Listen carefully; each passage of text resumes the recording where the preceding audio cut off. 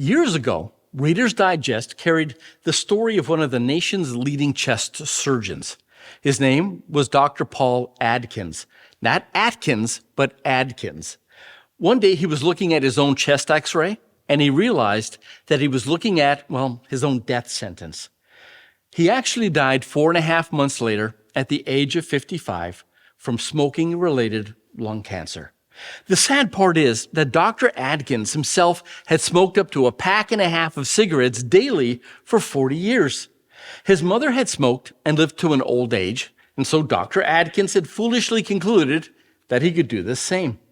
Even after he realized that he had lung cancer, he continued to smoke. Now, if anyone should know the dangers of smoking, Dr. Adkins did. But he did not apply that knowledge, to himself. Knowledge is of no use if we don't apply it. The same is true when it comes to the Bible. We can know the truth, but if we do not apply it personally, it does us no good. I'm concerned because I read that anywhere between 1/3 to 1/2 of Americans claim to be born-again Christians.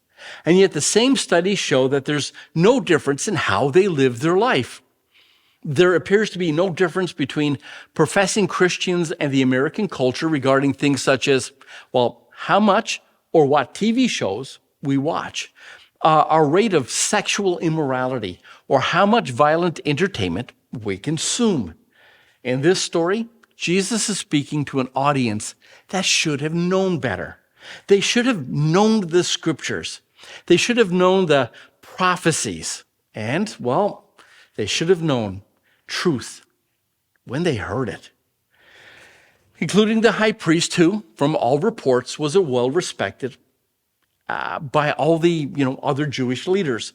But just like Dr. Adkins, they foolishly ignored the truth.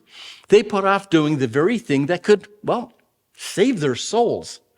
And the fact of the matter is, they are in such deep denial that they would rather kill Jesus than admit they were wrong. And this happens, in our world today.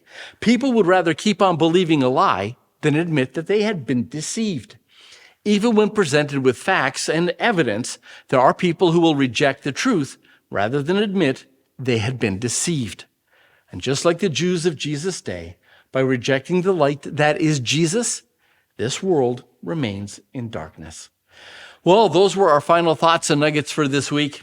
Now, we want you to take some time this week to visit your local Adventist church and then share with them some of the things you've learned this week about Jesus. And please don't forget to join us next week as Seth will share with us some of his thoughts and insights into next week's lesson, the source of life. Again, I know you're going to be tremendously blessed. Well, on behalf of us here at Sabbath School Nuggets, once again, thank you for joining us this week. We want to wish you a happy Sabbath to come, and we'll see you next week.